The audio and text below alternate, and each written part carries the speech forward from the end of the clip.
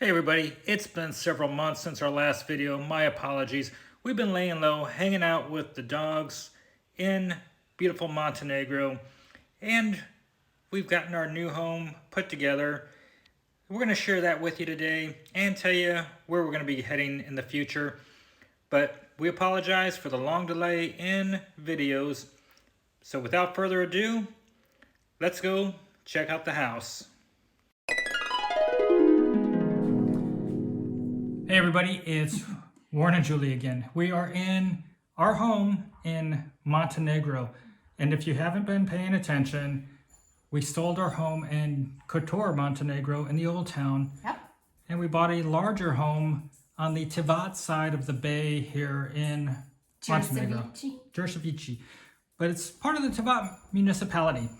So we're gonna do a tour of the house. We showed you what it was like when we bought, and we did a quick walkthrough. So this time we're going to do a slow walkthrough and show you what it's looking like today. And as a reminder, we spent 150,000 euros to buy the house. Since then, we have spent how much in furniture? In furniture, about 2,500 euros. And then we redid the kitchen, and that cost About 8,000 euros. 8,000 euros for the kitchen. Does that include the appliances that we bought? That includes the appliances we purchased. Okay, so we'll review that too. So let's walk through the house and show you what it looks like today. And if you want to buy a home in Montenegro, contact me. We got some great real estate agent friends that we will put you in contact with. And as a reminder, for medical insurance, if you're an expat, also send me an email, warrenjulietravel@gmail.com, and we'll make sure we get you the information that you're looking for. Okay, so this is the master bedroom, and it is actually a king-size bed, which is so rare in Europe. It's incredibly rare. And if you were following when we bought the house, there were gold chairs. We had a total of 3 of them. We kept one. 2 of them and the ottoman that looked like this went to the Ostrog Monastery.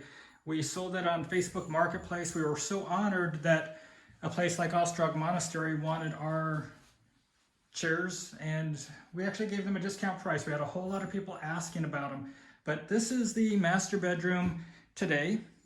And down below here, this is something that's normally not going to be around for in the middle of everything, but we are getting ready to travel. As you know, we travel 6 months out of the year. Now we're going to spend almost 6 months a year here. So we have our suitcases here ready to travel, and we're storing some of our gear to get ready to go. And over there in the corner, that's some doggy beds, so that the girls have their little beds next to ours. Now this up here is actually a mattress topper, and we're going to explain to you what this is for when we go to the guest bedroom. But this is an important thing here because it makes our second bedroom very comfortable, right? Yes, it does. So let's first head this way down the hall and take a quick right. This is what we call Warren's bathroom. So Julie has her bathroom. This is my bathroom. And again, this house is approximately 80 square meters. Yes. And this area here is going to be where we store our stuff. We're going to secure it with a jump rope and a lock. So when we're gone, this will be off limits. And here is the second bedroom. And we've got high-speed internet. We've got like 450 Mbps download and like 60 Mbps upload speed. These dressers and this wardrobe here will be empty. And by the way, the wardrobe in the other room is going to be empty as well. Again, we're getting ready to do some traveling, so we've got this stuff stacked on top of the desk, but we put a workstation in here. So if you're coming here to work and wanted to rent our place, that's possible. And this sofa sleeper is very, very comfortable. It's got a mattress in there. However, when we put that topper on there, you won't even know it's a sofa sleeper. So that mattress topper makes a world of difference. And if you're here and the weather's not great and you want to continue to get some exercise, we do have an elliptical. So Julie, hold this on me real quickly so I can show people. This is how easy this moves. So if you want to get it out of the corner, you just tilt it back and it's on wheels. So it takes no effort whatsoever to move this. On through this direction. This is the foyer, and we have a place to hang some jackets. Another rarity in Montenegro or Europe, a dryer. So if you're wanting to do laundry, dryers are not very common. And then we have a little cabinet over here with some odds and ends in it. And then we have Julie's bathroom. So here's where we have the washing machine and her shower. She gets all the jets. And there's a rain head up on the top as well. And both bathrooms have these towel rack heaters, which are fantastic. Brand new table. We've got it set up for 4 chairs, but if you wanted to or needed to slide it away from the wall, we can add 2 more chairs, and we do have a couple of the old black chairs here ready to go. So you can easily make this seating for 6, but we also do have 2 additional, so you can make a seating for 8 if you really squeeze. And coming into the living room, our new couch and new coffee table. And we got a pretty good deal on this. Julie, what did we end up paying? And we got this at Namos. At Namos, yes. And all in all, I think the sofa was about 1,900 euros. The table was about 125 euros. I thought it was actually really great products. Now, I do want to make sure we say Namos had some great furniture, but the customer service lacks. So if you go there and you expect great customer service, it's not where you're going for customer service. And when they do delivery, they will set it out by the front driveway, and you've got to make sure you've got somebody to bring it upstairs. Quality of the furniture is good. We love it. It is so comfortable. We just can't endorse their customer service. And so as a peek outside, it's really windy, so I'm not going to go out there because it will be very hard on the microphone. But we set up a table out here for 6. We've got another fold-out chair over here. And you can see we just got this stunning, beautiful view. And over here you can look up towards Mount Lofton. And we do have the drying rack for anyone that prefers to dry their clothes the traditional European way. Yeah, so let's go see that drying rack. And there we go. Julie's drying rack. And then our very, very special new addition to our family, our kitchen. Yeah, so this was, if you remember, a gold monstrosity with some sort of desk combination in here, and it was an eyesore. I mean, I hope that the old owners aren't watching, but we had to redo this, and there was this big gold tree that was on this wall, and we had a really strange gold couch that actually started falling apart from, I guess, the age and the sun hitting it. Yes. That it looked good when we bought it, but it just literally was falling apart. And then the chairs that we sold to Ostrog Monastery were in here, and the ottoman. But let's do a quick look over the kitchen. So What did we spend again on the kitchen? about 8,000 euro. I'll make sure I have the total. Okay. So we have this put in, which apparently isn't something that you see a whole lot in Montenegro, but this is our spice area, and I love it. All the glass jars, everything goes there. And of course, we just have regular cabinetry here. And look at the hood. This was specially made. Yes, this was very important to me. I wanted a French kind of feel to the kitchen, and I felt like this was definitely the way. This I thought was just so fantastic. I've literally never seen anything like this one. I asked for a lazy Susan, and I explained to him what I was looking for, and he came up with this. And I love it. This here with the potatoes, that comes back out too. It does too. So, and you can also adjust the shelving. Yeah, so this is a pretty nifty little gadget. Again, something we hadn't seen in the past.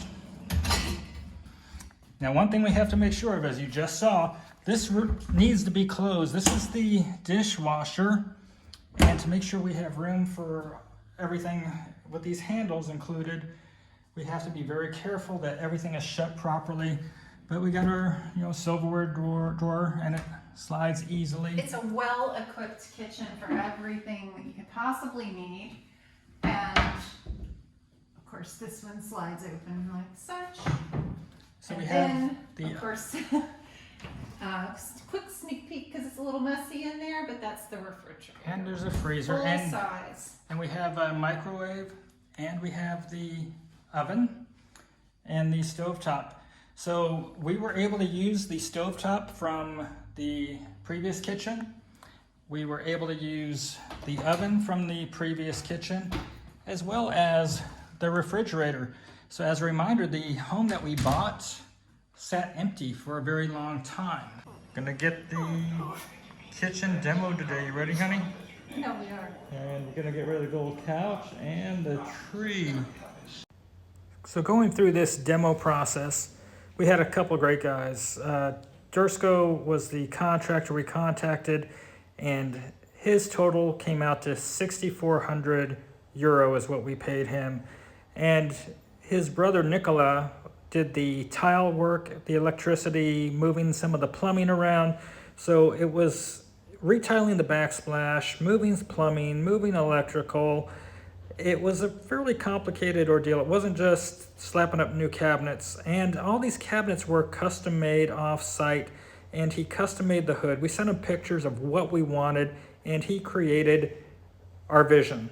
Did a fantastic job, and we muscled through this 4+ weeks of sitting around construction, and we have to say we're pretty happy with the results, and we thank Dursko and Nicola. Okay, so we got Nicola and Dursko. They did our kitchen for us. Thanks, guys. Thanks.